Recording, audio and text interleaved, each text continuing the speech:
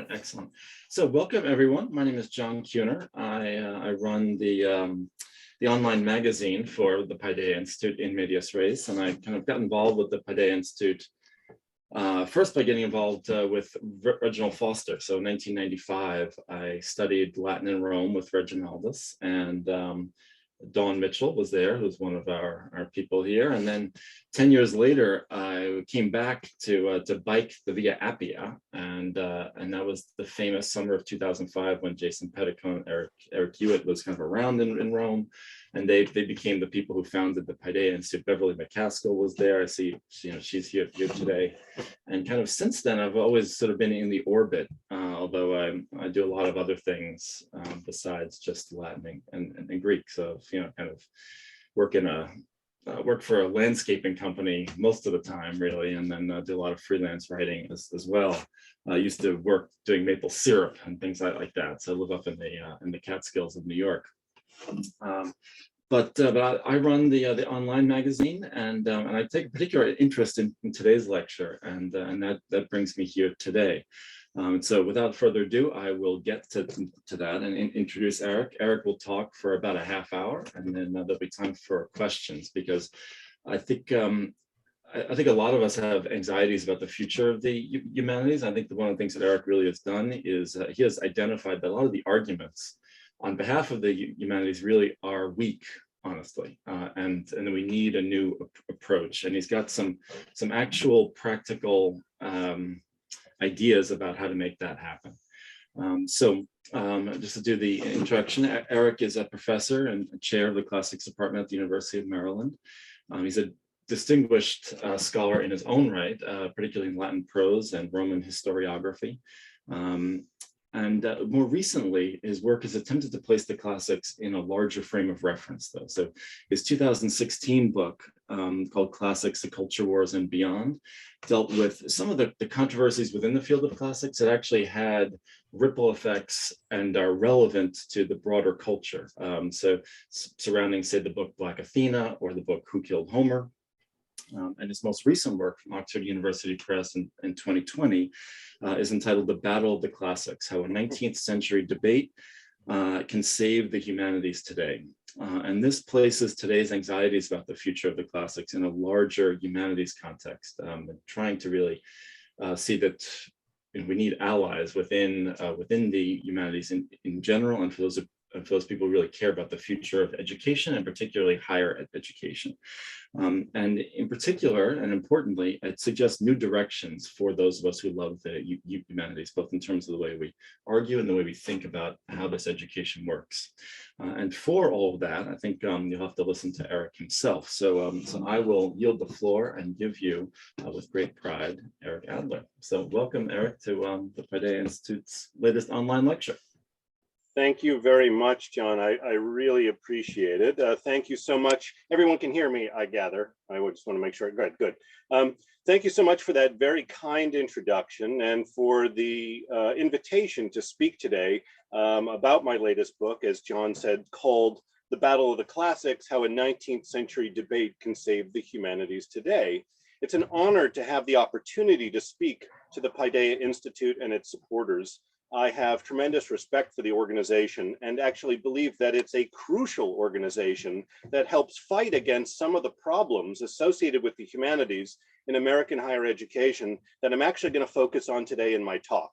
And you can be especially certain that my high regard for the Paideia Institute is sincere, because the notion of spoken Latin, and even more alarming, spoken ancient Greek, fills me with complete dread.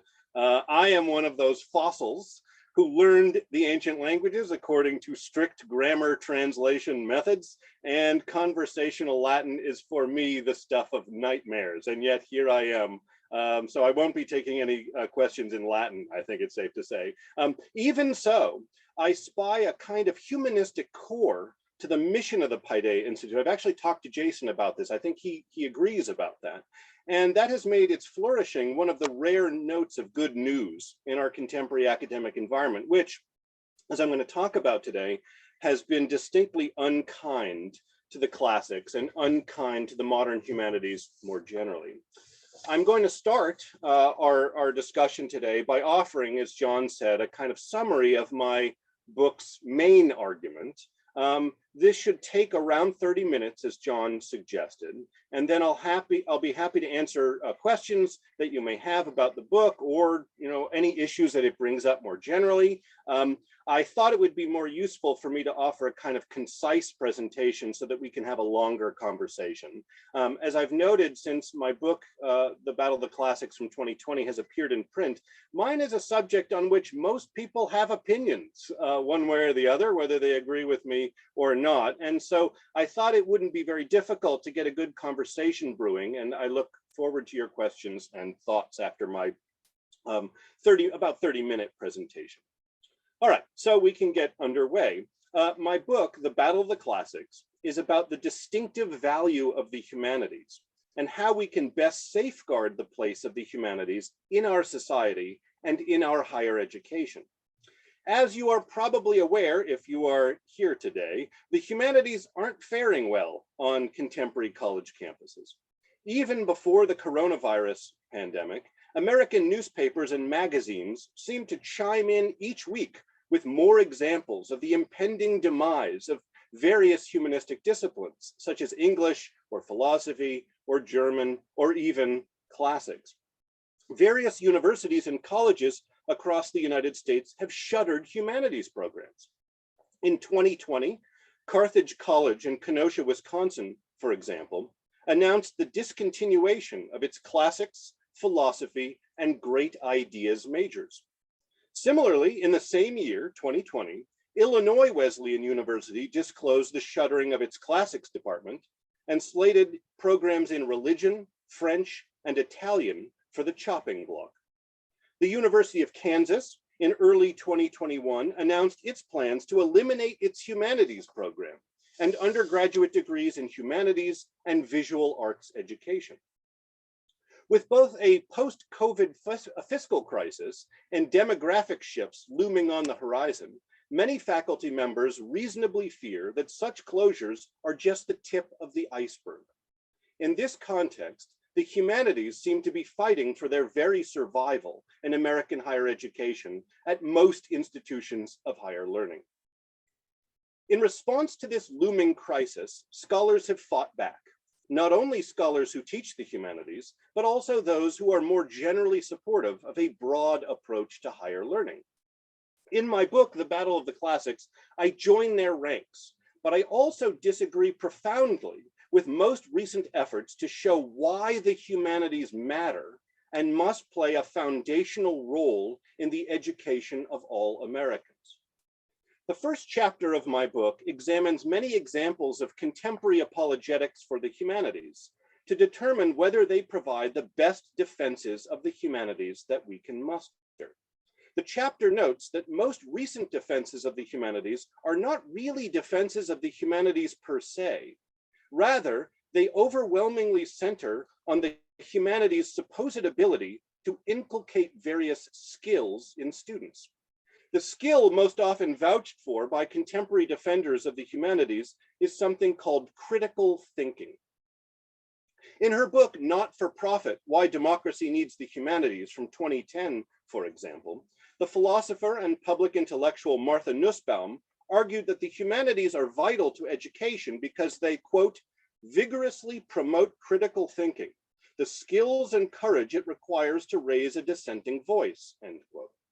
Similarly, in his book, The Humanities Crisis and the Future of Literary Studies from 2014, the professor of English literature, Paul Jay, argues that American college students should be introduced to postmodern literary theory because, quote, courses putting a stress on critical theories and disciplinary methodologies are some of the best ones we have for teaching critical thinking, end quote. Although apologists for the humanities who center their case on critical thinking are obviously well-intentioned, my chapter points to many problems with this line of defense. First, those who base their case on critical thinking seldom define what that term actually means. As Victor Farrell Jr., an emeritus president of Beloit College, noted in his book from 2011, Liberal Arts at the Brink, quote, There are a few college presidents and admissions officers who do not routinely feature critical thinking in their public utterances. But what exactly is critical thinking? How does it differ from plain old good thinking, end quote. Given the crucial importance of critical thinking to contemporary defenses of the humanities, it is striking that few apologists would feel the need to unpack and explain this concept. Why would defenders allow their arguments to hinge on a term sufficiently nebulous that the professor of English, Stanley Fish, could dismiss it as, quote, a phrase without content, end quote? And Fish is not alone in his criticisms of the concept of critical thinking. Some education experts question its validity and pedagogical value. Moreover, to convince skeptics that humanistic disciplines must be retained in higher education, it seems crucial to demonstrate that the humanities provide something that other disciplines do not. Yet it is far from certain that critical thinking, whatever that means, is the sole domain of the contemporary humanities. Can one earnestly contend that students don't learn how to think critically by studying, say, mathematics or biology or political science? Thus, Farrell rightly wondered, quote, whatever critical thinking may be, why is it more likely to be learned by studying English literature or philosophy than business management? Why would one suppose that English literature or philosophy professors are more likely to inculcate critical thinking in their students than business administration professors, end quote. Indeed, if you ask professors of, say, engineering or sociology or nursing or physics, pretty much all of them will tell you that their classes increase students' abilities in the realm of critical thinking. My first chapter stresses that we can point to another important downside that's associated with justifying the humanities on the basis of critical thinking. As it turns out, this shortcoming plagues all such skills-based arguments for the humanities. The problem is that recent defenders of the humanities regularly appeal to the authority of social scientists to validate their conclusions about the humanities as conduits for promoting desirable skill sets.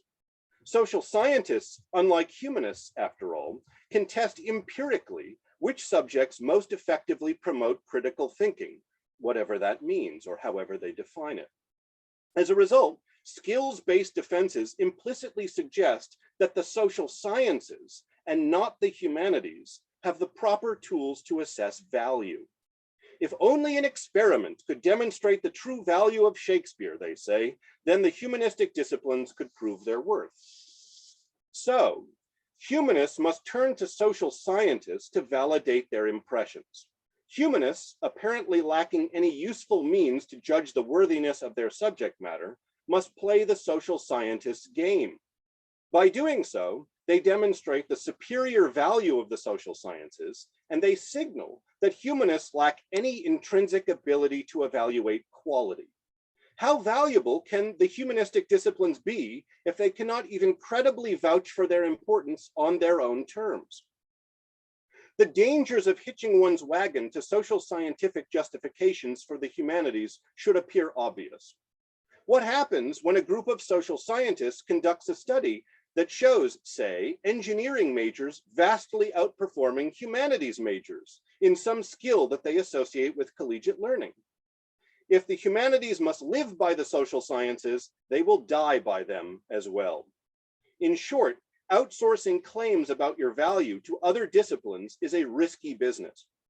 This is especially an important conclusion in the context of American higher education, since the dominant approach to the college curriculum in the United States forces disciplines to fight one another for resources and increasingly for survival. Why would humanists want to appeal to the authority of their curricular opponents in an attempt to defend the value of their subject matter?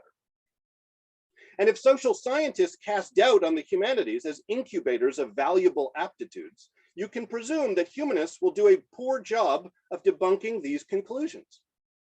After all, humanists already agreed to play by the social scientists' rules. Through this means, they have already set themselves up for failure. Consequently, even though in my book I recognize the occasional necessity of stressing the humanities as conduits for the creation of job-ready skills, I argue in my book that this is not the best way to vouch for the importance of the humanities. I further contend that an over-reliance on skills-based justifications will never encourage a genuine revival of the humanities on American college campuses. In opposition to the skills-based approach that dominates recent defenses of the humanities, my book, The Battle of the Classics, seeks to promote an historically informed and substance-based defense of the humanities. To do so, it looks back in American educational history to a time when debates over the role of the humanities in higher education took central stage. In the late 19th and early 20th centuries, American higher education witnessed what historians of higher education have long labeled the Battle of the Classics.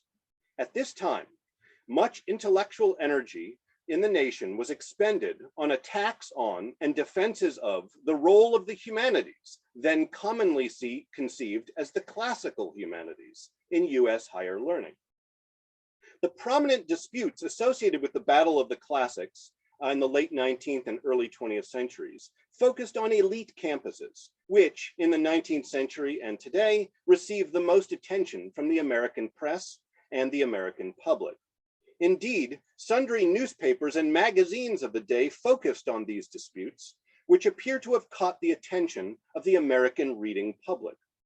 Traditionalists in the Battle of the Classics hope to retain the classical languages, in many cases still synonymous with the humanities, as the pedagogical core of higher education in the United States. Their opponents, who are often called modernists by contrast, aim to end curricular prescription and the dominance of Latin and ancient Greek in the American colleges. My book contends that we can learn much from these arguments from the Battle of the Classics of the late 19th into the early 20th centuries that will be directly applicable to our own situation when we're attempting to defend the modern humanities today.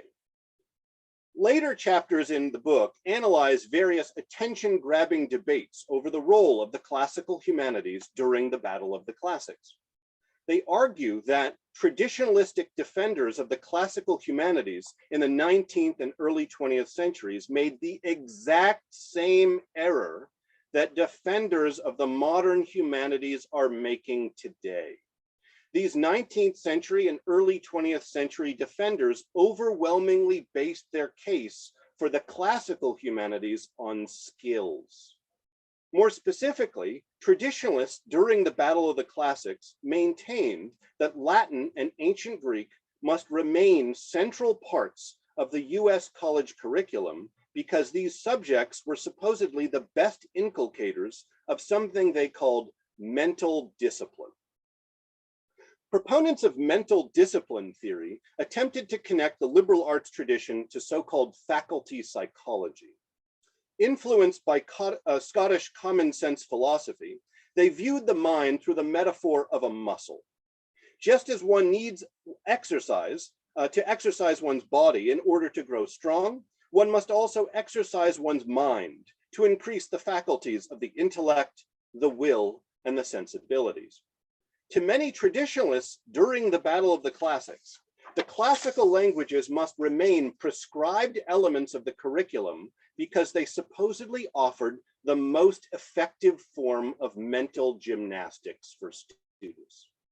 It did not take long for the modernists to debunk this claim. As various social scientists noted at the time, the traditionalists had presented scarcely any proof that studying the ancient languages was more intellectually taxing than, say, studying chemistry or German. To make matters worse, by stressing the cardinal importance of mental discipline, the traditionalists had unwittingly made the social scientists the arbiters of education's value.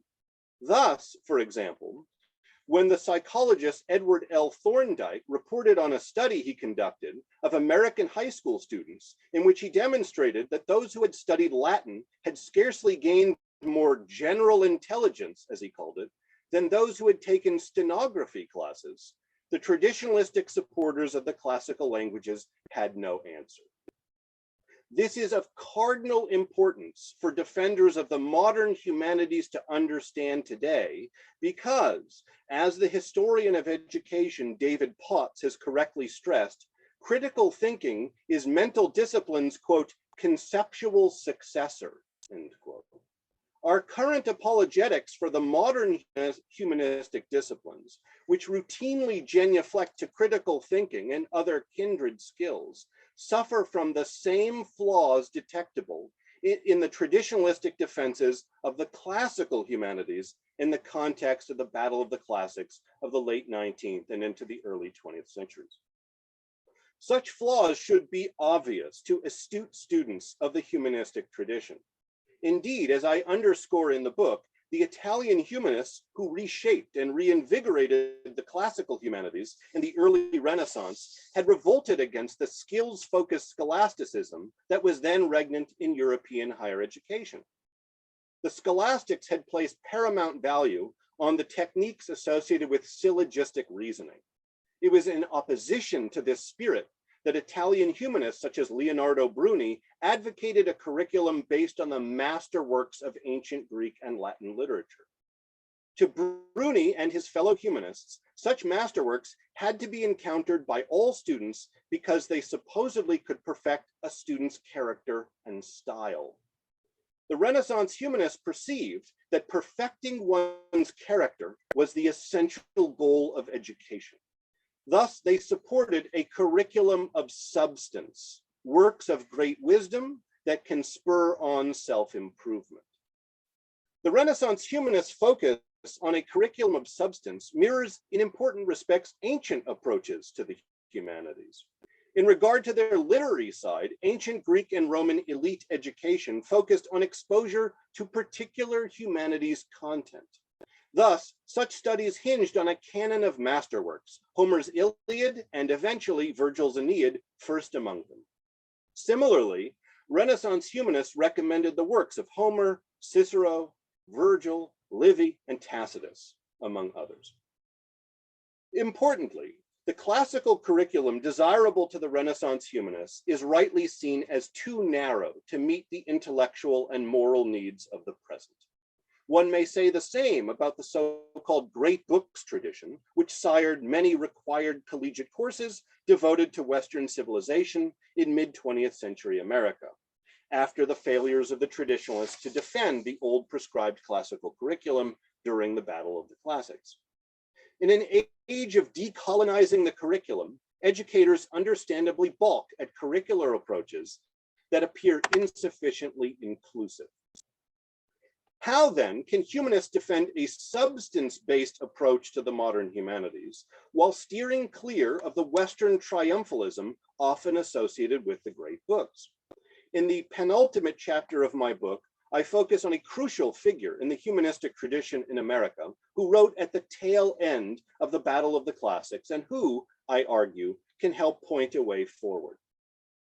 Irving Babbitt, who lived from 1865 until 1933, was a classically trained professor of French and comparative literature at Harvard University.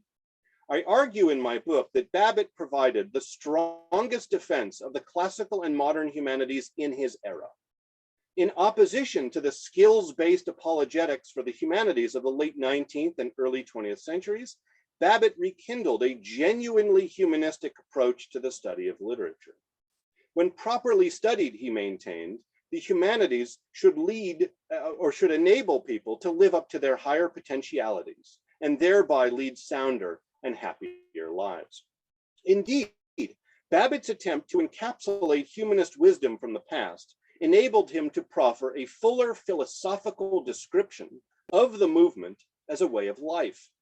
Far more specifically than did his Renaissance predecessors, Babbitt explained the goals and the values associated with a humanistic education. In accordance with what he took to be much Greek, Roman, Christian, Hindu, and Buddhist thought, Babbitt contended that all true humanists have at least implicitly stressed the duality of human nature. To Babbitt, Human beings possess both impulsive desires, what the philosopher Henri Bergson called the élan vital, and the ability to restrain or affirm these desires, what Babbitt called the frein vital, or inner check, which he also called the higher will. While the term inner check confusingly suggests pure restraint, in Babbitt's view, it serves more as a means of calibrating moral life, with both a restraining and an affirming component. With a nod to Diderot, Babbitt referred to the struggle between one's impulsive desires and one's inner check as the civil war in the cave. And he believed that a humanist education must present students with works of great profundity and insight that engage students' imaginations. Such works, he believed, would enable them to strengthen the inner check on their longings. Through such means, they might lead sounder and also happier lives. Unfortunately, thought Babbitt, the modernists in the Battle of the Classics had abandoned this conception of education, and therefore they had abandoned humanism. As far as he was concerned, modern American higher education had traded in its erstwhile commitment to humanism for a short-sighted, all-encompassing devotion to what Babbitt called humanitarianism, but I think may be better termed pseudo-humanitarianism, because Babbitt was in favor of genuine humanitarianism. He just thought oftentimes it was actually pseudo-humanitarianism that people were demonstrating. Babbitt identified two types of so-called humanitarianism that, in the absence of a humanist counterweight, were together supposedly destroying higher education in the United States. He called the first scientific naturalism, and he identified it with Francis Bacon, and he called the second sentimental naturalism, and he identified it with Jean-Jacques Rousseau as the most powerful exponent of Romanticism. Like the Romantics more generally, Rousseau denied the duality of human nature. He believed that human beings were intrinsically good and that society and its institutions had corrupted them.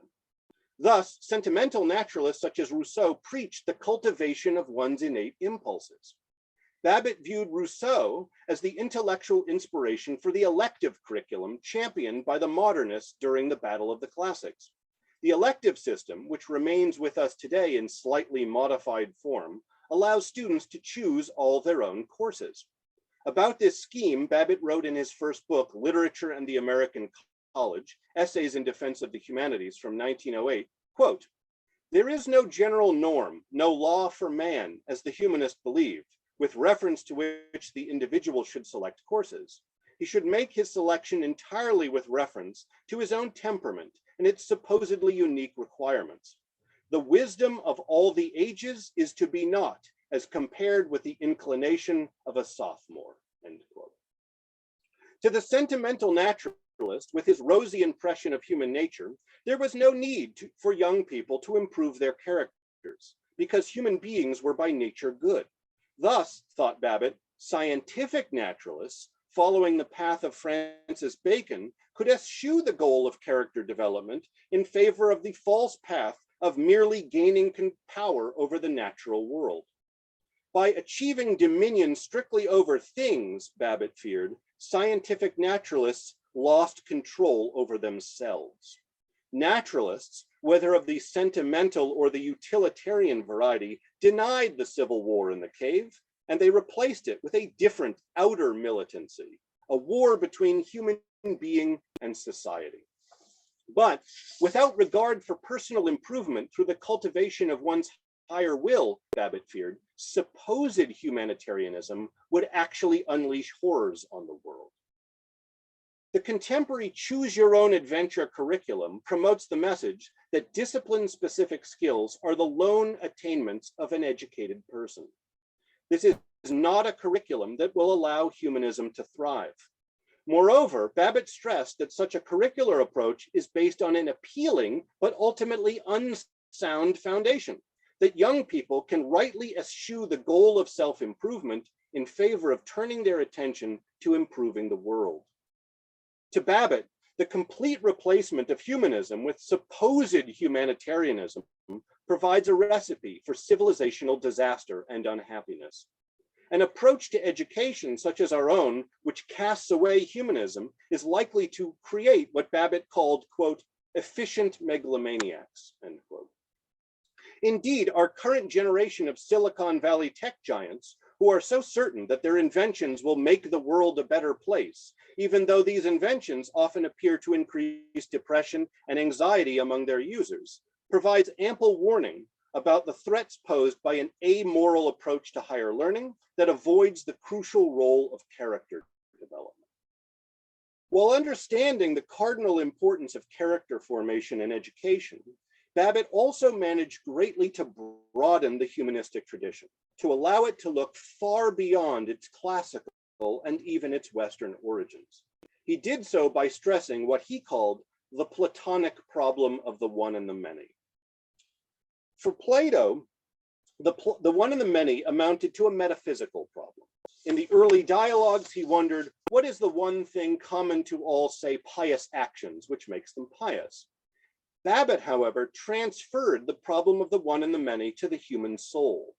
Human beings, he noted, are simultaneously all different and all the same. As such, all human traditions, Babbitt posited, have to the wisdom of the ages, a nucleus of universal human experience that could help us determine salubrious standards for life. In his writings, for example, Babbitt, who had studied Sanskrit and Pali at the Sorbonne and at Harvard, regularly included insights he attributed to such non-Western humanists, as he called them, as Confucius and Buddha. For example, in his most famous work, Rousseau and Romanticism from 1919, Babbitt noted that, quote, the experience of the Far East completes and confirms in a most interesting way that of the Occident. We can scarcely afford to neglect it if we hope to work out a truly ecumenical wisdom to oppose the sinister one-sidedness of our current naturalism, end quote. Babbitt implicitly demonstrated that a proper approach to the humanities should center around the study of global masterworks. After all, works of deep intellectual, aesthetic, and moral significance are linked to a rich variety of human civilizations, both past and present. From such works, we can attempt to discover whether there is a central core of human wisdom across the ages from manifold traditions that can help us grapple with the best ways to live our lives. Although his educational ideas are not immune to criticism, and they require updating to fit the social and pedagogical needs of the present, Babbitt was well ahead of his time in his genuine, intellectually and morally serious and non-tokenizing approach to inclusivity. In the final chapter of my book, I attempt to use Babbitt's philosophical foundation as a springboard for a novel yet historically informed omnicultural approach to the study and teaching of the humanities. I stress that in order to thrive, the humanities need to do something that other disciplines in the contemporary academy do not do. That thing is humanism. Many other disciplines in contemporary American education concern themselves with improving the material conditions of life. The humanist job is the crucial balancing work of humanism, the improving of the self. Bereft of the humanities, our schools and universities accomplish only half of what they should. After all, as Babbitt noted over a century ago, we cannot improve the world if we cannot improve ourselves. Thank you very much for your attention. I'll be delighted to answer some questions.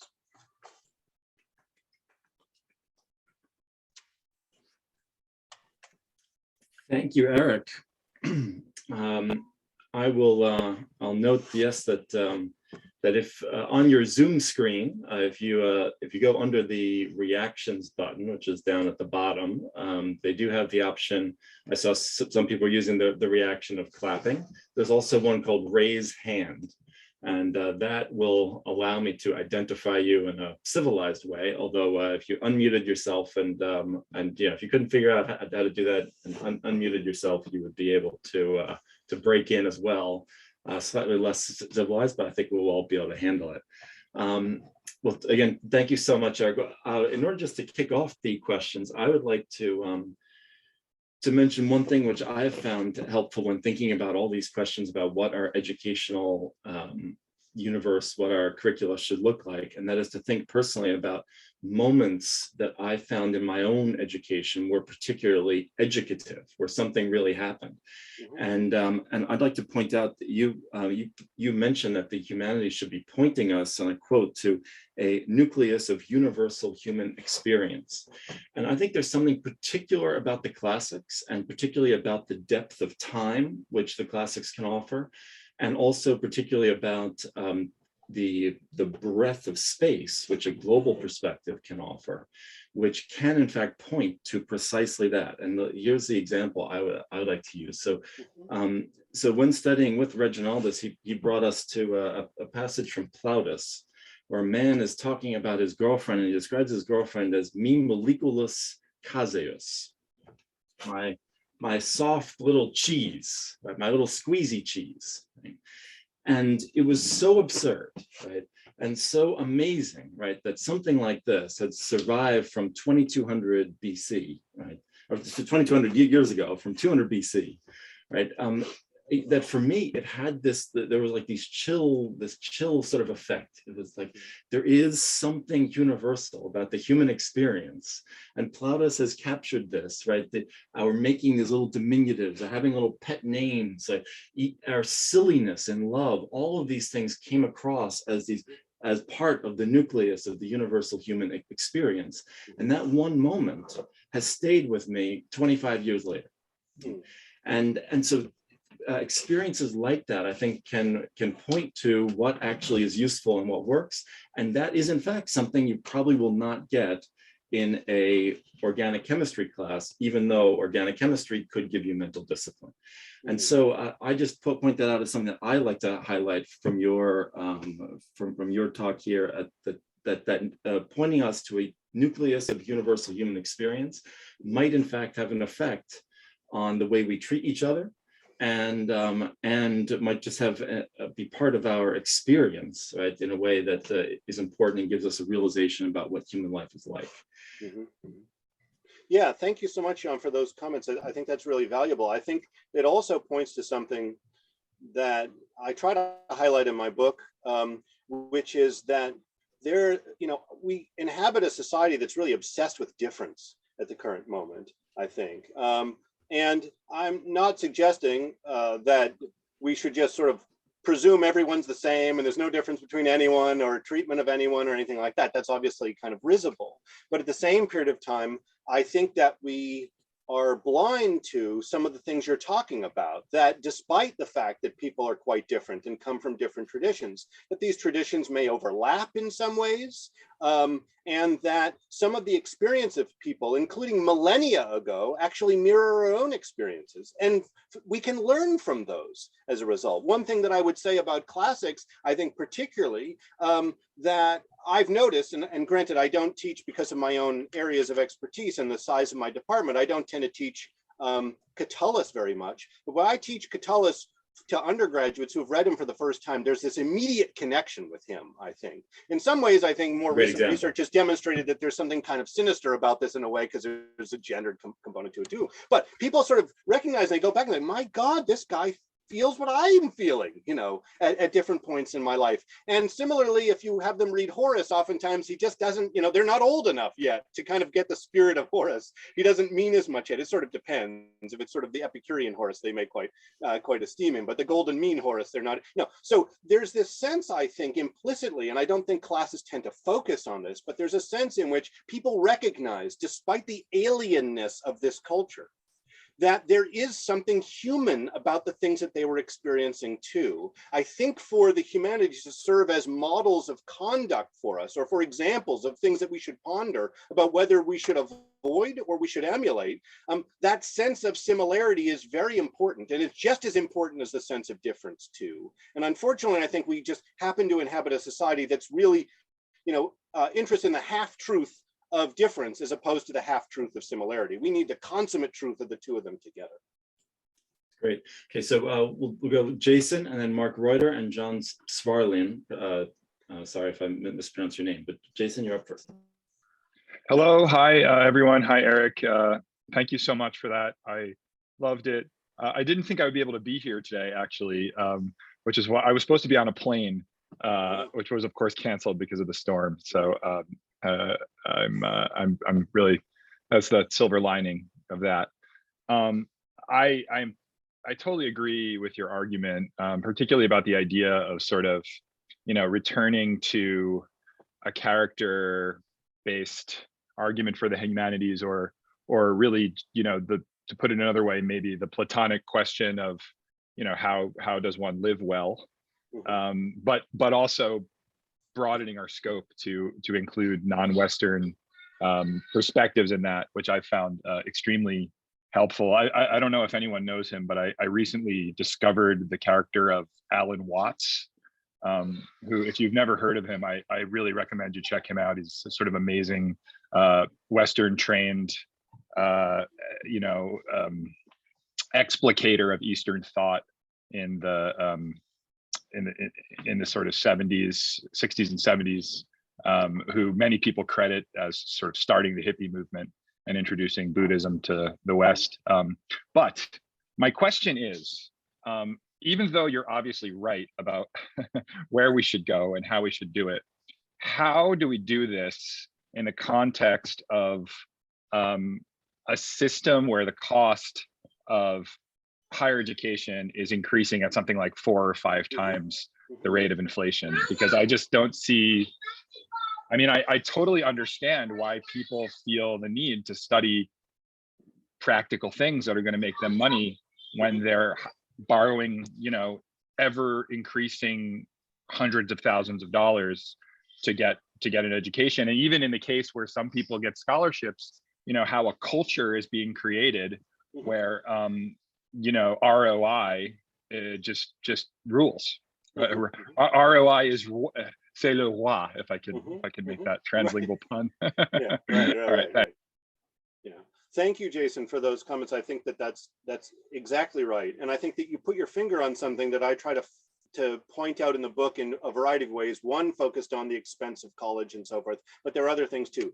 The entire system of American higher education fights against humanism and humanistic values. And it does so by design, because those people who created the American Research University were the modernists in the Battle of the Classics. And they were fighting against the humanities, then conceived as the classical humanities. So they deliberately crafted a system that was aiming at minimizing the influence of the humanities and humanism and theology on American higher education. And they succeeded beyond their wildest dreams, to the degree to which we can't even fathom going back to some earlier time. And it seems so bizarre that college was actually distinctly different before the Civil War in the United States than it is now. One thing I would focus on, I think, is that I see all of this as coming from the curriculum.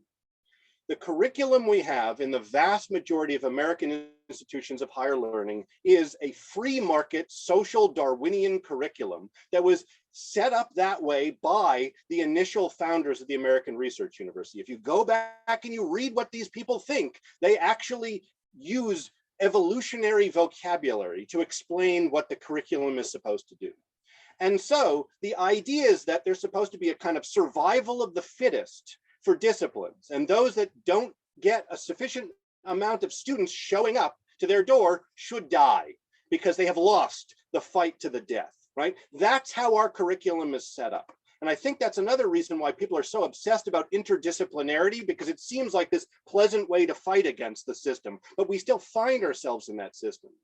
The actual curricular system of American higher education needs to change in order to be more amenable to humanism and to the humanities, if the humanities are going to actually thrive in American higher education. To go along with a curricular system that was specifically designed to reduce the role of the humanities in American higher education is to court death. And so what we need then, I think, is a kind of approach to general education that has required coursework, focused on great works from a variety of different cultures, in which students would find themselves and have to take these classes. As a result, it seems, I'm less concerned about what they major in. I don't see if someone who ends up majoring in engineering ends up taking a number of classes in which they read humanistic masterworks and reflects on these kinds of issues and then goes out and get a job, I think that's a success as far as I'm concerned.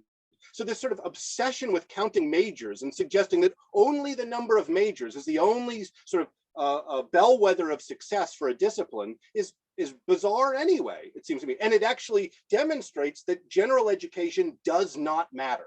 If you're saying that all that matters is the number of either the grant money you bring in or the number of majors you have, you're basically saying students' general education doesn't matter. And if you're suggesting that students can just take a humanities course, but there's 500 from which to choose, you're saying the same thing anyway. General education doesn't matter. I think humanists need to stand up and actually fight for curricular systems that are amenable to humanism and amenable to their own disciplines. Mark Reuter? Yes, thank you very much for your talk, Eric, and for your defense of the humanities. It's a cause that's very dear to my heart, though I've sort of laid down my sword. I'm a retired Latin teacher. But I wondered if I'd like to sort of tease out a question around the notion of value, because when you talk about educating for character and you start talking about values, the philosophical climate just seems to be rampant with this kind of relativism. So it's very hard to get traction. And then added to that is the kind of quality of the dialogue that so often is taking place, and the kind of unhuman or inhuman humanities conversations that are happening. I've been out of it for a couple of years now. So how do you see us climbing out of that hole? Like where can we go? Yeah, that's a wonderful question, Mark. Thank you so much for it. And to be honest, I don't know how sanguine I am about these things. It seems to me that one thing is coming up with a convincing argument for why the humanities should remain in American higher education. Another thing is actually doing it. And I think one of the real problems we have is that it's really every aspect of the system fights against humanistic values and therefore fights against the humanities. I think that as a result of what the original shapers of the American Research University did in the late 19th and the early 20th century, they basically scientized all disciplines. So that if you look at most college professors in the humanities, they don't see themselves as humanists. They may not even know what that means. And although I don't think that they'd self-identify as scientists, at the same time, their approach to the humanities is essentially what I would call pseudo-scientific. So that if you go to the Society for Classical Studies annual meeting, you will see many presentations on line 167 of the Alcestis, right? And this is supposedly a reason why we should take a flight, right? Whereas average educated people recognize that that is of no import in their actual lives. And so some ways taken the classics away from average educated people. And in some senses, it's easy to make fun of these things, but we're forced to do this. We're forced to do this by a system. We have to get a certain kind of graduate training, which tends to be rather narrow graduate training in particular areas.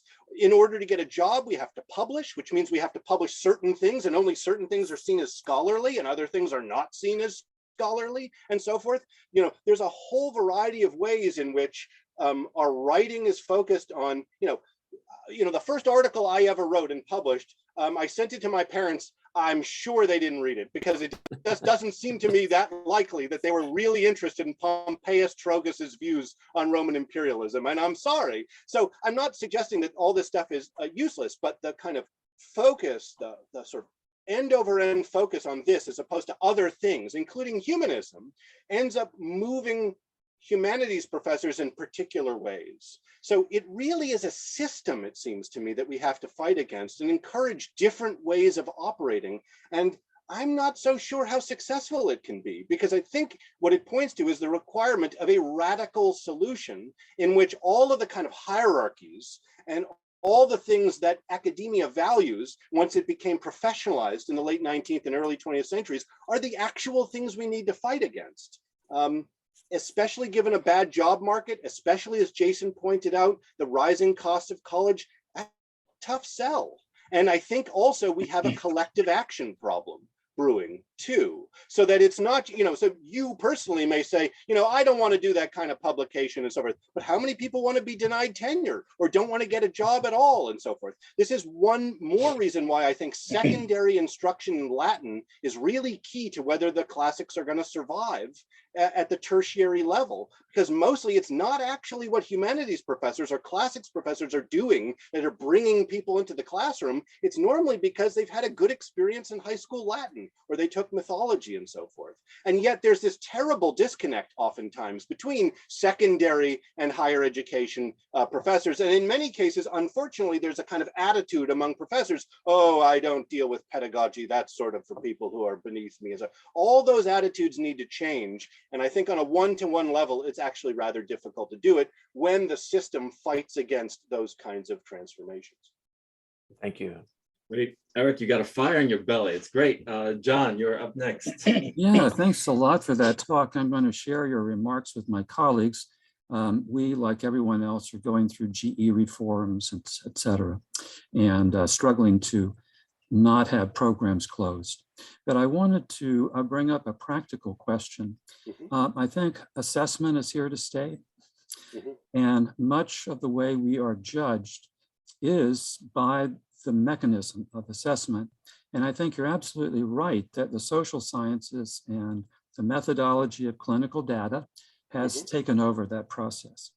So the question, and this is a hard one, so the question is, how do you assess humanism? How do you, we're trying to sell it to everyone. It ought to be an easy sell because it sells itself in some regards, but we're failing to do it.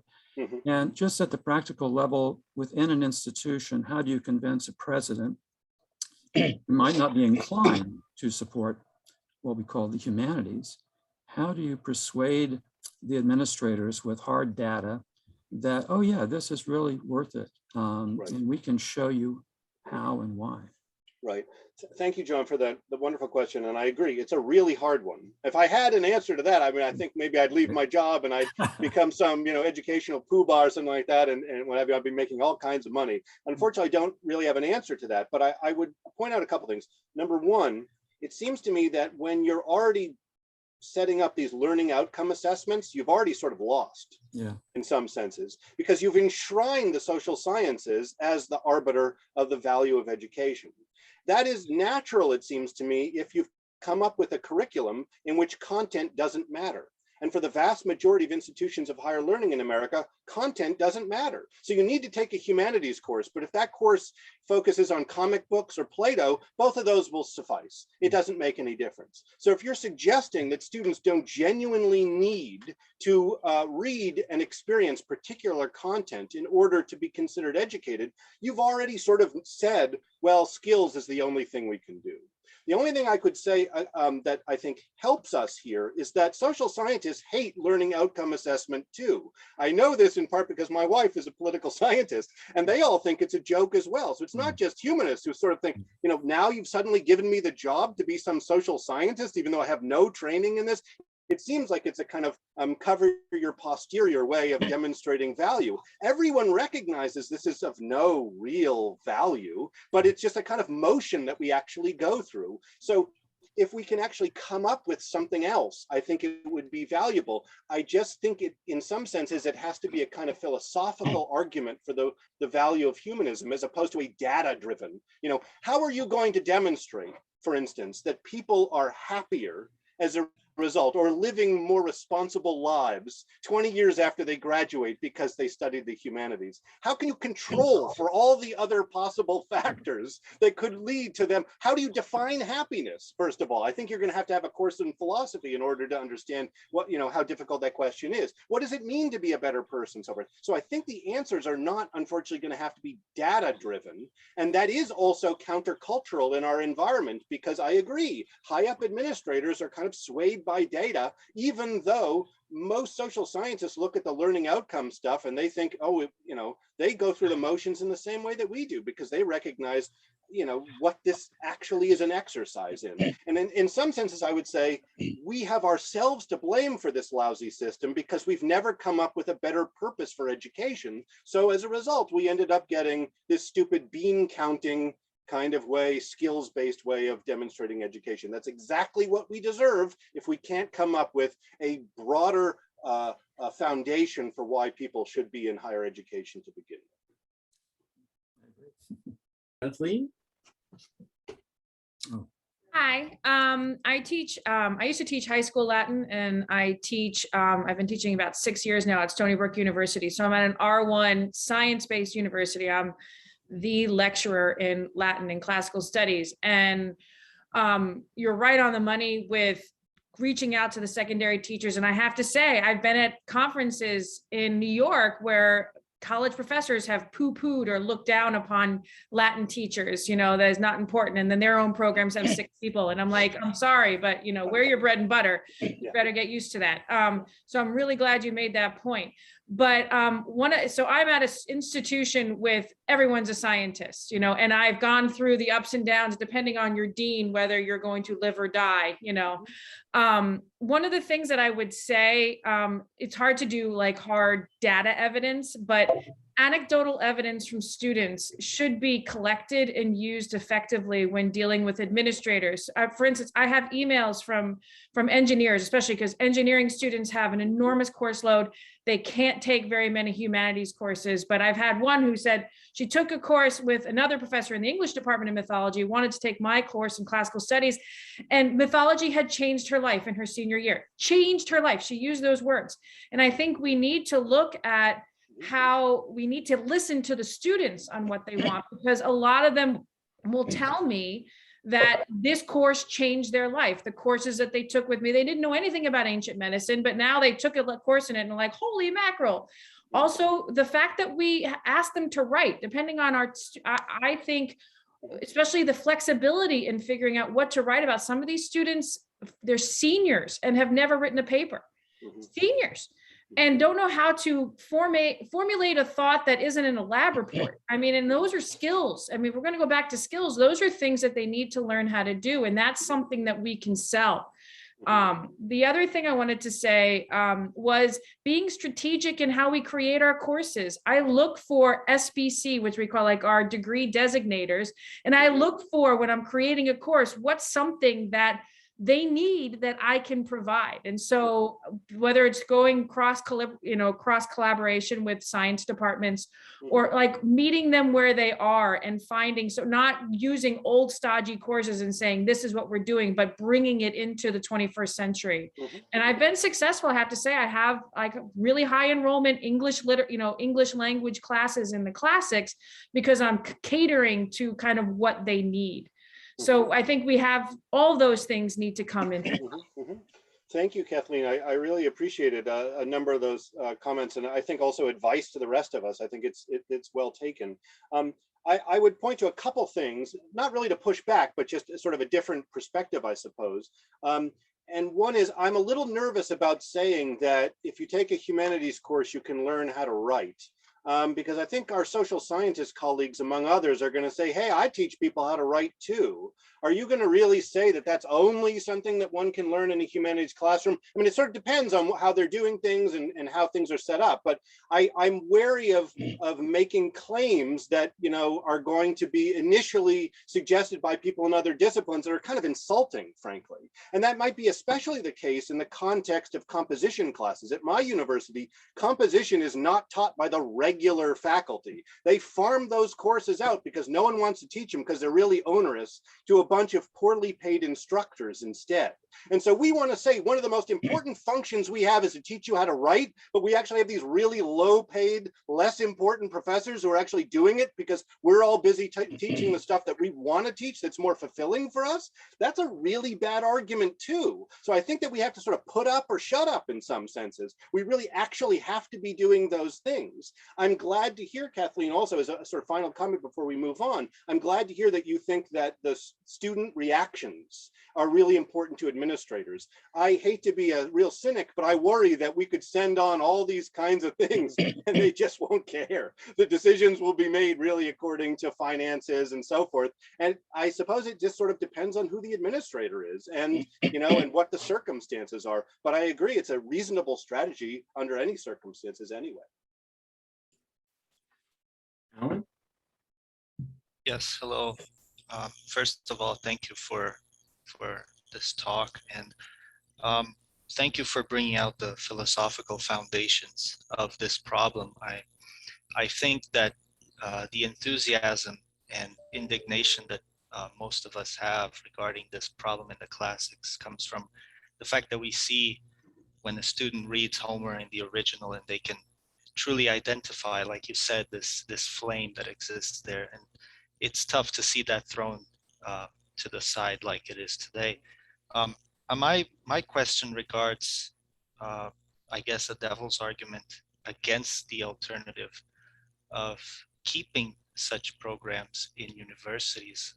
The Paideia Institute is one of those alternatives that presents to people who are not in academia, who are not participating in academia, an opportunity to have that higher learning. I myself am a student at the Paideia Institute, and I would like to know what you think about the prospect of moving the classics outside of academia and showing its value for what it is. It reminds me of Nietzsche's point in We Philologists, along the lines of who are we to pass judgment on Homer and the Greeks. They have their intrinsic value, and I believe, like I think many of us do, that it is something that we can show to students if only we had the opportunity to do so. So I would like to know what you think about outside academia opportunities and how we can move forward on that front as well. Great, thank you so much, Alan. That's very thoughtful. I agree that there are some things, like I said at the beginning of my, before I really started, about Paideia and why I like it. There are some things about Paideia, but also I think about other non-academic, and I don't mean that as a kind of pejorative, but those are outside of the university system that are very encouraging. I would also point to the Catherine Project, this group that has free online tutorials and also just discussion groups based on kind of great books sort of thing of East and West is another thing that's really valuable too. And I agree also that those types of endeavors are perhaps more likely to thrive simply because they don't find themselves in the system of American higher education, where faculty are only concerned about publication for their own advancement and so forth, and don't care as much about teaching. And where there's a bad curriculum, they don't find themselves in those circumstances, so that there can be a kind of love of learning and a kind of humanism that thrives in the classroom that's actually harder to thrive within most academic institutions themselves. However, I just don't think that's sufficient. And the reason I don't think that's sufficient is because I genuinely believe that it is dangerous to suppose that students can have an education in which they don't concern themselves with character development at all. That they can just be given certain occupationally valuable skills and head out in the world, and they're supposedly naturally going to make the world a better place without ever having to think about values or what it means to be a good person and so forth. I think that's actually dangerous for society. So we really do need the vast majority of people who are going to be going to colleges to have some taste of this, so that they can actually genuinely think about values over the course of their lives. The problem with the kind of curriculum that dominates American higher education is that there's actually no concern about character development at all. It's based on a kind of misimpression of human nature that says that people will naturally go out and serve if they're just given some sort of occupationally valuable education, and they can choose for themselves what needs to be studied and so forth. I think that's dangerous. And so, yes, I'm glad that institutions like Paideia are thriving, and the Catherine Project, and there's others we can point to. They also point, I think, to a hunger for this kind of learning that people may have, whether they're in college or they're older or they're not in college or what have you. But at the same period of time, I genuinely believe that it is dangerous to give people a higher education that has no concern for character development at all. And so it needs to be an important component of American higher learning in the institutions, even if that's supplemented by things outside the institutions as well. Yeah. Thank you. Nancy? Hi, can you guys all hear me?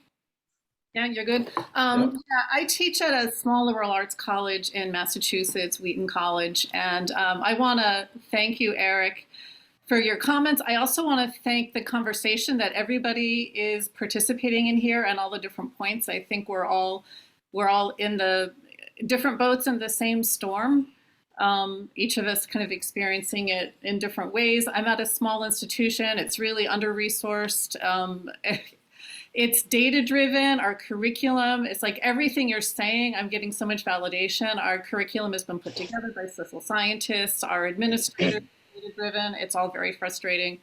I want to push back in two ways. One is I know my social scientist colleagues really well, and I don't think that if I went to them and talked about character development, I don't think that they would agree. I would think that they would say they're helping develop character in their social science courses. So I think we need to develop that argument a little bit more.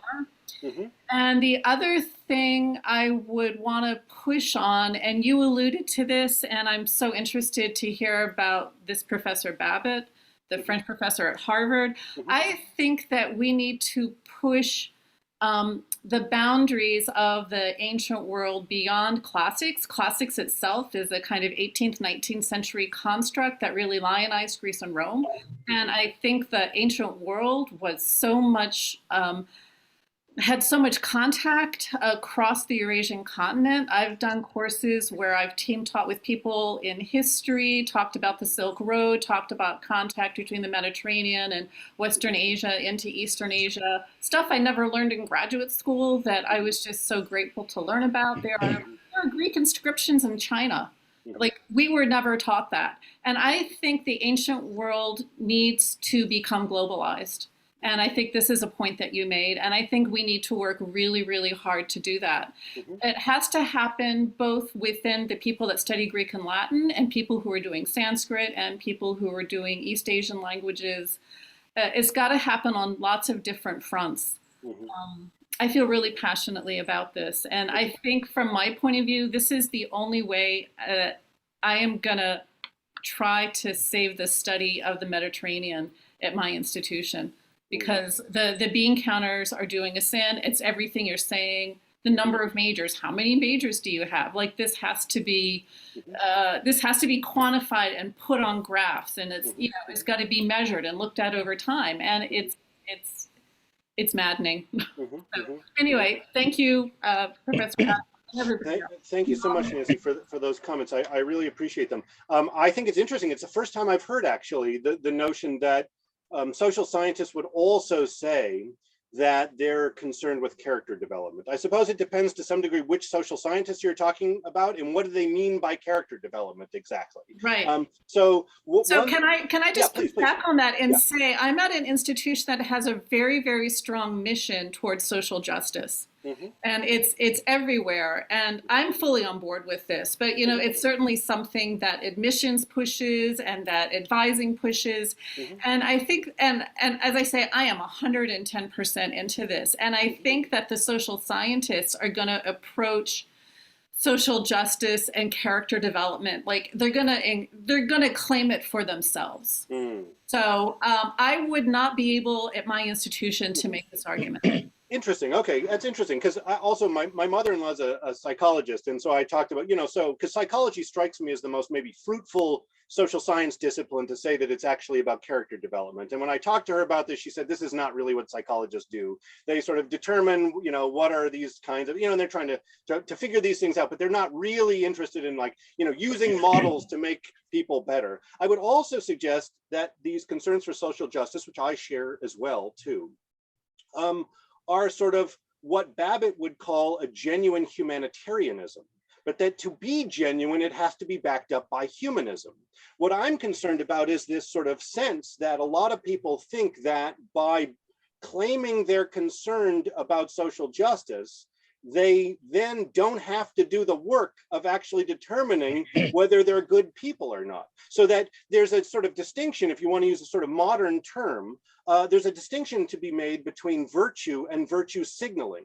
And what Babbitt was worried about, although he didn't use the term virtue signaling, obviously, was that people were fooling themselves into believing that they're actually making the world a better place when they're actually just sort of showing very easily what good people they are, maybe through putting a sign on their lawn or saying something on Twitter, without actually doing anything necessary to help make the world a better place when it could actually be to your detriment to do so.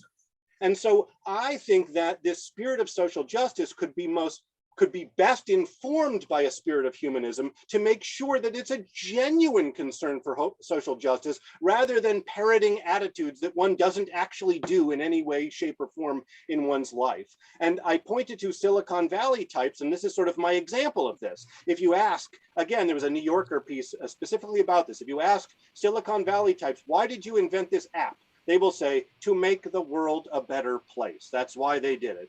And then if you look at what social scientists have come up with when they've examined these apps, they determined that most of them make people really unhappy. It gives young women eating disorders and unclear sense of what it means to look good and so forth. All these kinds of problems. It increases anxiety, the fear of missing out, and so forth. So it doesn't in many ways make people happier, but it really did make these Silicon Valley people really rich. So they say that they're interested in helping the world, but they're actually really interested in helping themselves. That is a kind of pseudo-humanitarianism, a kind of falseness to it. So I genuinely believe that this needs to be informed by a genuine spirit of humanism, or social justice can unfortunately very easily turn into this kind of virtue signaling, because people by nature like to take an easy way out, frankly. And being a good person is actually a really hard thing to do, and we're going to make mistakes over the course of our lives. And so sort of presuming that we can just avoid the questions about what it means to be a good person and instead focus on making the world a better place, I don't think you really genuinely can make the world a better place unless you're going to have those genuine conversations about values. I think you can have some of those conversations in the social sciences, but I think that's what the humanities are for, chiefly. No, I agree with you. I'm just coming at this from the practical point of view of what it's like to work with colleagues who are my friends and trying to exist within a small institution. Yeah. I'm not, I mean, I totally agree the difference between humanism, humanitarianism. I think that's a great distinction. Strategically, we're gonna have to be a little more canny than this. But I love everything you're saying, and I'm so grateful for this conversation and everybody on this call. Well, thank you so much, Nancy. If I may say before we get to another question, but if we may, I might say also added to this is that you may also be pointing to a distinction between being at an institution like a small liberal arts college where you are at now, and actually where I was before I came to Maryland, versus being at Maryland, where the vast majority of social scientists at Maryland really see themselves as quantitative people who don't really deal in values in those particular ways. And so maybe they're more comfortable with this kind of humanism versus humanitarianism argument, whereas people in a smaller unit, which might be more qualitative as opposed to quantitative, may feel like they're closer to the humanist project. I don't really necessarily have a problem with that, it seems to me. I mean, I think, for instance, political theorists are some of the most humanistic kinds of thinkers in the universities, even though they're often put in social science departments. So I think that there's a genuine possibility of working together about something that's important, but your points are well taken, I think. Yeah, there've been a lot of great points I have to say. So it's 1:15. So I won't. I've got a bunch of people still waiting. I would like to keep the conversation going. Is that okay, Eric? Yeah, absolutely. Yeah, and so for people who do need to depart, that's acceptable. We know that 75 minutes of your time is valuable. We've all spent a lot of time on calls like this, but this happens to be a particularly good one. So, and I also see, Thomas, that you have unmuted yourself. Thomas Skoka. No, Thomas is trying to get a question. Thomas, can you go after Eli? That's Sure. our so Eli, and then Thomas. Then we'll do Dawn. Can you hear me? Can you hear me? Yes, yep. Mhm. Okay, because You I'm overseas. I'm speaking from Israel. Wow. I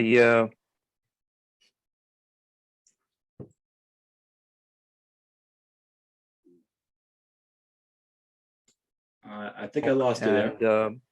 And I also taught in the Department of Historical Conservation. I studied Greek. I studied classics at Brooklyn College, and came to Israel in 1974, and I've been here ever since.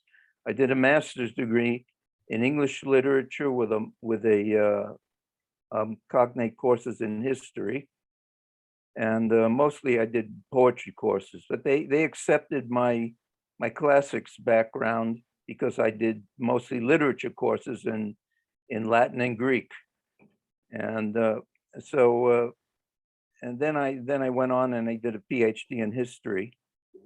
And one of the points I wanted to make about the history, which is in the humanities faculty, is that historians today are very dependent on statistics and social science studies, psychological studies, and it started, I think, to take root in 1978 with a book by Keith Thomas on magic and witchcraft, and in which he constantly refers to anthropological studies of primitive societies in which witchcraft and magic still pervade.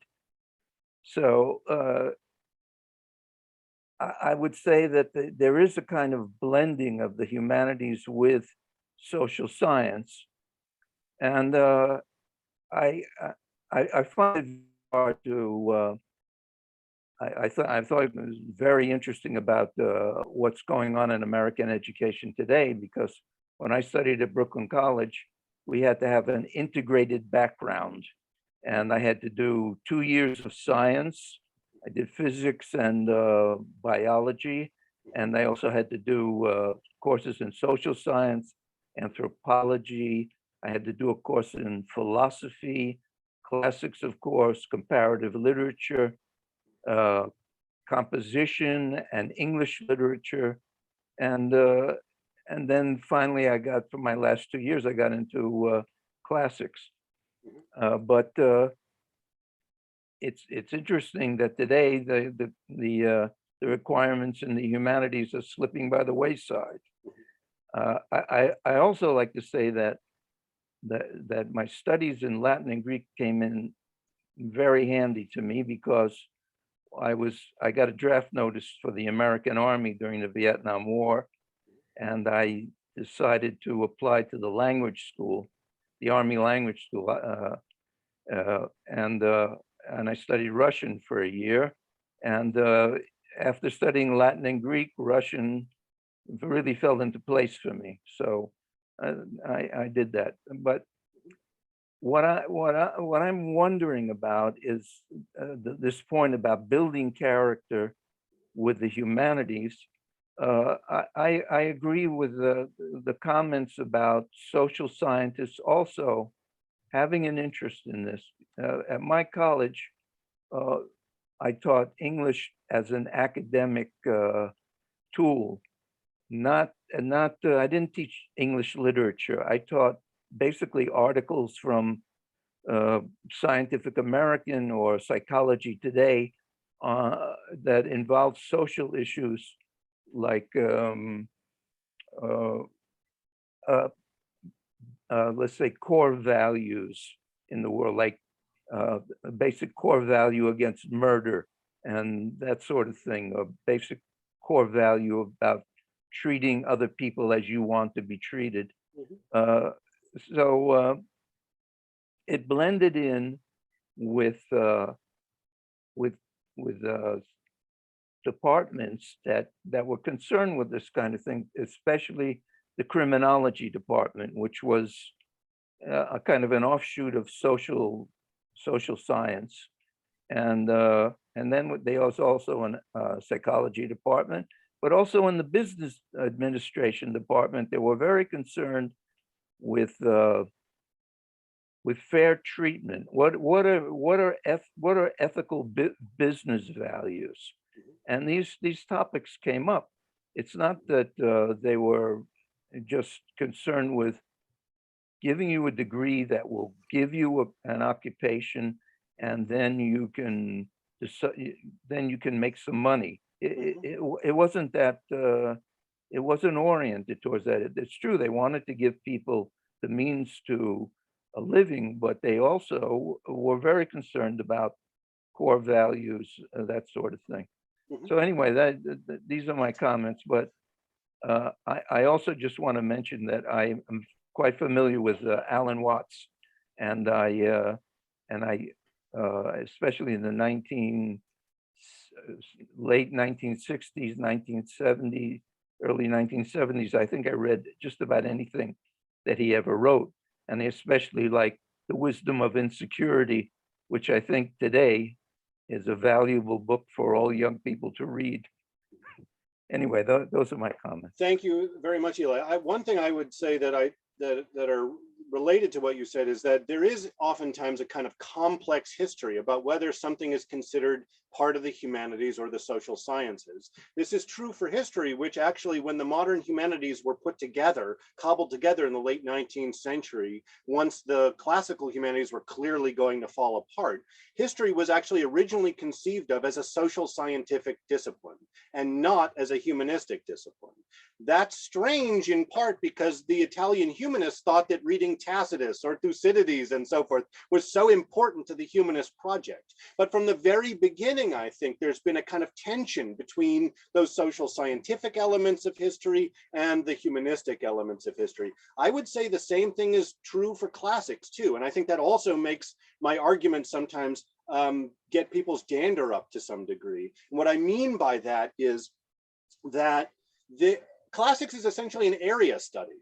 And some of its practitioners are humanists, and some of them are social scientists, right? So there are archaeologists, there are historians who are really social scientists. That's okay. What I'm talking about is the humanistic portion of classics, despite the fact that there are other aspects too. And I would agree, you know, in my college, for instance, at the University of Maryland, I would say maybe a third of the humanities faculty are actually social scientists, just on the basis of sort of what ended up where and so forth. We have a linguistics department, for instance, that's housed in humanities, arts and humanities. Every one of them sees themselves as a scientist. Not one of them would see them self-identify as a humanist. So oftentimes these things are more fluid and more difficult. I think sort of channeling what Nancy said also is to try to reach out to like-minded colleagues who see some value in the humanist project, regardless of where they find themselves as far as the disciplinarity of universities or departmental structure would be useful for getting this moving today. It may turn out that those people are conceived of largely as social scientists end up being very helpful allies to the humanities too. Thank you. Thomas Skulka and then Don Mitchell. Yeah, Eric, thank you very much. This was outstanding. Thank you. You know, I think what's happening in universities around the United States today is really sad in terms of the students who go there. I know for myself, you know, I went to Brown University, and I went to a little public high school in Rhode Island. And then my freshman year, I'll never forget it. I was going to be an economics major or something. I didn't know what I wanted to do. I took a course in classics, and it just opened up a new world for me that I think a lot of times students in universities today don't have that opportunity. And it opened up a discussion to me and a realization of the higher planes of human existence, things like the visual arts, music, philosophy, ethics, all these kind of things that as a little kid in the formative stage, not a little kid, but a student in the formative age, this had a tremendous impact on me throughout my life. And music and art are a very big part of what I do today. And I attribute it, subsequently became a classics major and took a lot of Latin in high school and college and some Greek. But then I think there's also a dual defense of classics. And I'm an orthopedic surgeon today, still working full time. And I think the skill side of it, I find also very useful. Mhm, And you can call it critical thinking. I call it problem solving. mhm, And problem solving is what we do. You got a patient that comes in with a problem, mhm, and you put the pieces together, just like Ciceronian sentence that's 50 mhm, lines long. mhm, mhm, The subject is here and the verb is there, and it's 25 clauses. It mhm. teaches you how to think analytically. Right. And medicine is all about problem Mhm, solving. mhm, mhm, And so I feel you can use that as a defense. Our engineers are great at problem solving, mhm, but it's also in medicine an interaction in the personal domain between a patient and the physician. mhm, And I think the classical background, again, to defend it, gives you the ability to communicate in a much better way with a patient than being a technocrat who comes mhm, in with lots and lots of technological experience and maybe has lost, because he doesn't have that classical background, the humanistic side of what we mhm, do. mhm. So I think there's a lot to defend. I really regret, I'm a very big defender of what Paideia does. I really regret a lot that's happening in the higher school and university system. I think it's a detriment to our next generation. Mhm. And I think your comments are right on in terms of the humanistic importance of it. But there is a skills component of it. I think you can still advocate. Mhm.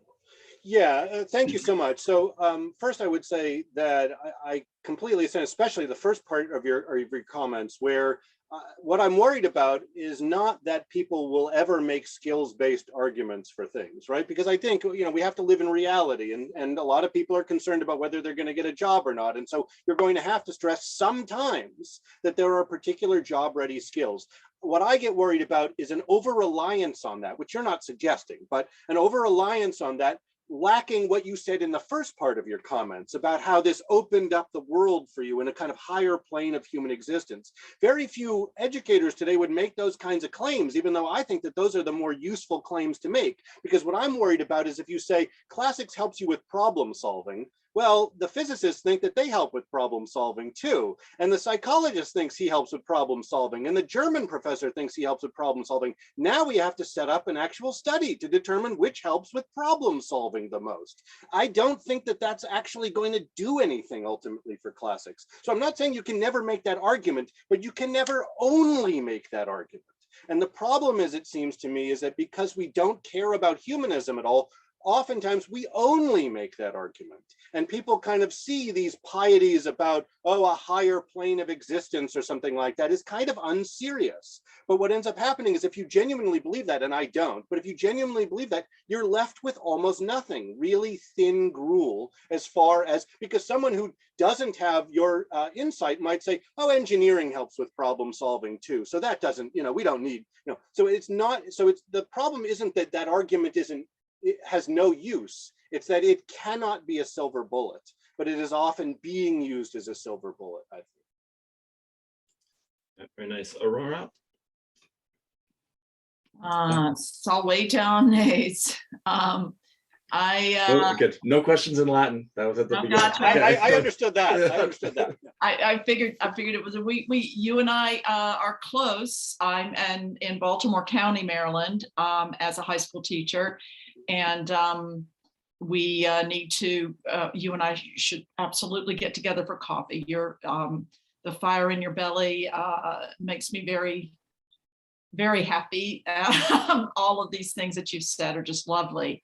I have an interesting perspective, I think, maybe for this group. First of all, I'd like to tag on to what the Thomas was saying just now, and that my husband was a history major in college and is quite versed in all things World War II, to much of the family's dismay in many contexts. But he is a plumber now, and it truly does. The fact that he has a whole education informs his relationships, and there's a certain something, right, that people can't figure out why they like him more. And I always say, I can tell you why they like you more. That's not why I raised my hand up. Okay. So my situation is that I'm a public school teacher. I am in my 30th year and dream of the day that I can be like one of our first speakers who is retired. My two children are 23 and 25.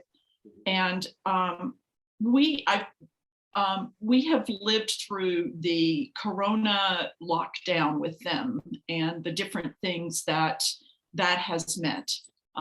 My son went through his last 2 years of college in this way. My daughter started her young adult life in this way in DC. As a high school teacher, I'm also seeing things in the way that the students are approaching life that are different from any other time. So an example of that is that yesterday and another time, I had a student who essentially skipped class. It turns out that their mother texted them and said, "I'm here for your dentist appointment, come on out." And the 9th grade student, nor the 9th grade parent understood that you must go through the office for that. This suggests a situation in the high school, in schools in general now, of a sort of porous nature of the walls, so that things are just very different. Because of COVID, people are approaching life differently. So what I'm going to suggest is that we have a very interesting liminal moment here.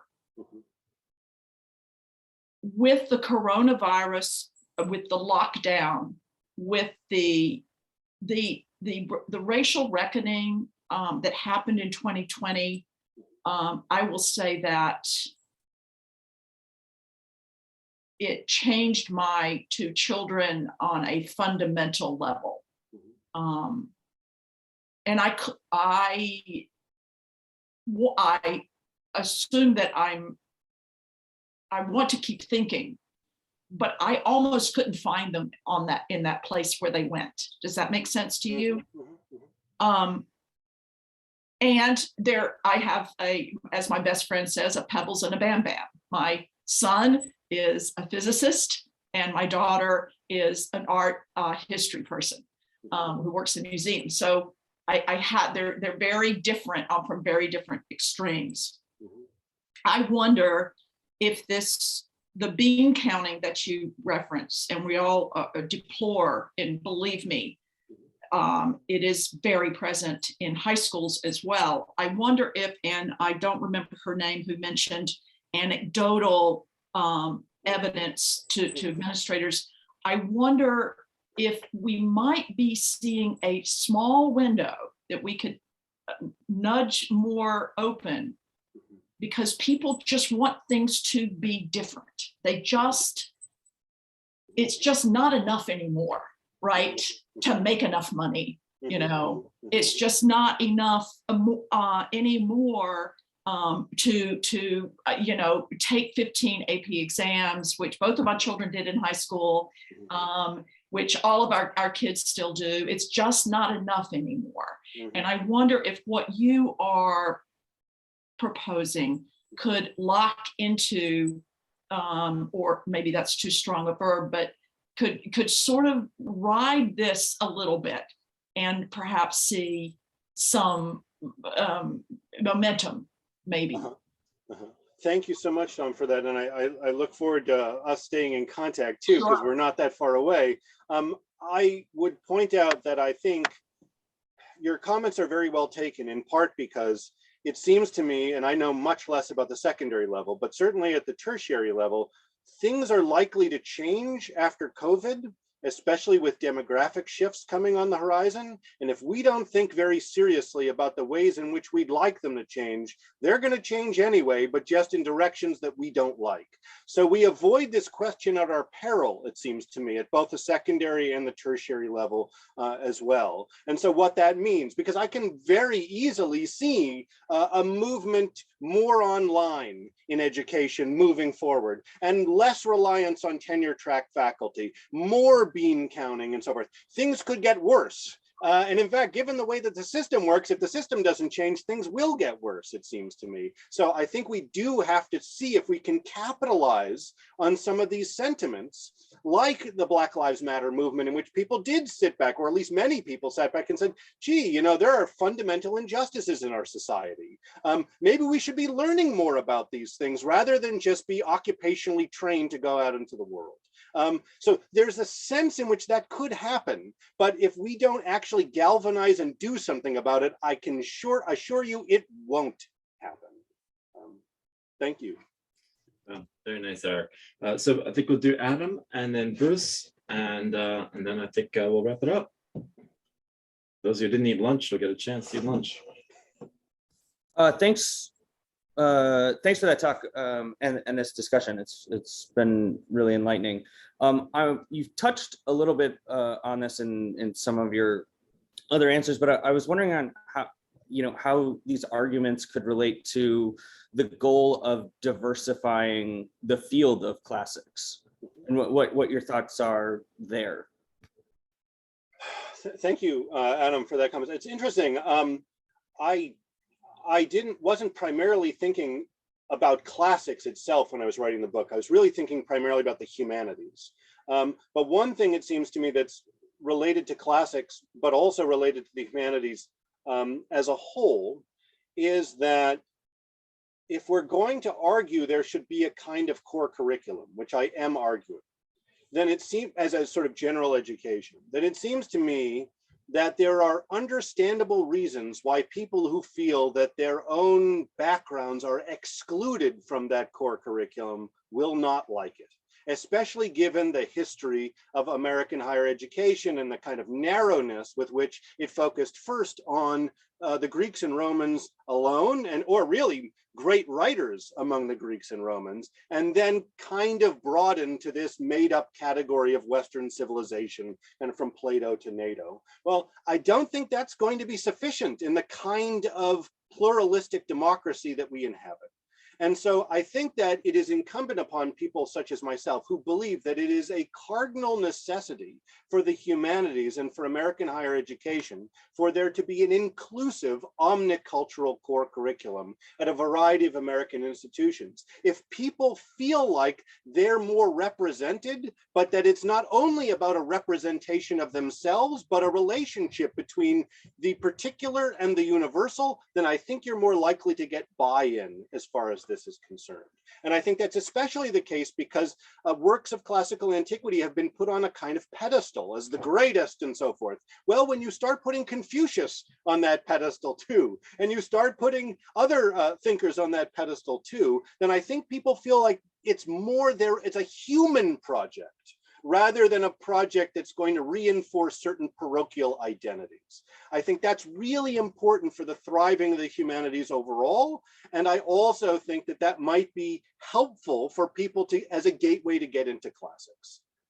So again, my book is not primarily interested in solving that thorny problem, but I do think that if we had a more inclusive, kind of genuinely inclusive curriculum, that it would be helpful for people who could see themselves as potential humanists. Excellent question. Great answer, Eric. Bruce, I think you'll be our last questioner today. All right, thank you. If my name rings a bell with you, Professor Adler, is because I wrote a review on your book for CJ, and I liked it very much, which is why I'm here. You suggested that there's a need for a radical solution. I think I agree, but I have to wonder whether such a radical solution can or will come from the established academy. There's so much inertia in that machine right now, and it's driven by the dollar. I say that as an impecunious private teacher. I got my PhD and did not go into the academy, properly speaking. I teach online. I've taught online for 25 years. And but my daughter got a PhD in classics as well and hasn't been able to get a job in the field since 2008. She's doing something else entirely, and she's doing well at it, but that's, you know, it seems the impoverishment of a lot of contemporary thought is becoming more and more critically obvious. I mean, even in our political discourse, you look at Facebook, you look at Twitter, you look at the level of news reporting from different organs, right, left, and center. There's a kind of Gresham's law: bad speech drives out good. It's just amazingly compelling. And some of this is captured, I think, in a book I read fairly recently called What Tech Calls Thinking. Have you run into that? No. By Adrian Daub. He points to the culture of, as DAUB, the culture of Silicon Valley, an inquiry into the intellectual bedrock of Silicon Valley. And I think it's very telling. It examines the intersection of Silicon Valley proper and Stanford University in particular, but Stanford is only a projection of the larger academic face of the universe. But I just really wonder whether the academy as a whole hasn't sufficiently invested in the value system of the dollar-driven world, that there's not perhaps a way to extricate it, and that maybe some of these para organizations might be the channel to saving the humanities. Yeah. Thank you, Bruce. First off, may I say I most assuredly remember your name. That is my favorite review I've ever received in my entire life. So, oh wow, I absolutely I'm trying to. So that question doesn't allow me to end on an up. It seems to me as our final question, because unfortunately I share your skepticism. I think that in many ways we have. And it's not a kind of we personally. The problem is it's a systemic problem, and I agree that it's a kind of a brilliantly deviant system that kind of forces everyone to be co-opted into it, and as a result, sort of makes it really, really difficult for genuine reform to take place. But I would suggest also that if you look at I see everything as kind of coming from the curriculum. And if you look at the kind of curriculum that we have that dominates American higher education, it is a kind of choose your own adventure curriculum that implicitly suggests to students that what's popular is what's valuable, what makes money is what's valuable, and that no one from a previous generation has anything to tell you of any importance. And therefore you, even if you're uneducated, should determine for yourself what your own classes should be, because there's really no kind of possible even wisdom of the ages. It's all just up to you. And then we're amazed ultimately that people who graduate from these fancy schools end up going, 90% of them go into banking, or they go into consulting and so forth to try to make money. Well, look, a curriculum ought to be a kind of philosophical blueprint of the sort of Americans that we're interested in creating. And the curriculum we offer does offer a kind of philosophical blueprint, but it's a really mean vision of what actually a human being or an adult is or ought to be. And so I think that needs fundamentally to change in order for there to be a kind of more salubrious direction for American higher education. Unfortunately, Bruce, I share your skepticism. It seems to me that the system in which we find ourselves is so brilliantly maniacal in so many ways that it really resists this kind of collective action against it to try to deal with other models. One way I would point to this is a couple of weeks ago, maybe a couple of months ago now, the University of Austin was mentioned as a kind of new institution that was going to fight against the kind of values of the system that it existed and so forth. And this got a lot of fanfare because a lot of famous kind of public intellectuals were part of it. And it was mostly kind of a political project. What's the first degree that the University of Austin wants to offer? Entrepreneurship. That is their first degree, right? So even those who are deeply critical of the kind of vicissitudes of American higher education can't see farther than that kind of vision of American higher education. If that's the case, and those are our critics of the universities, we're in a lot of trouble. And that is a reason, if we want to end on an up, institutions like Paideia are really, really important, because I think that without serious kind of changes in American higher education, things are going to get worse. They're not going to get better. I suspect that's true. Wow. Okay. Well, I will just inject one more up thing. Thank you, Eric. I mean, it's like everyone, let's give Eric a hand, man. Just marvelous. I love the whole thing, the passion, the commitment, the intelligence for this cause that we all believe in.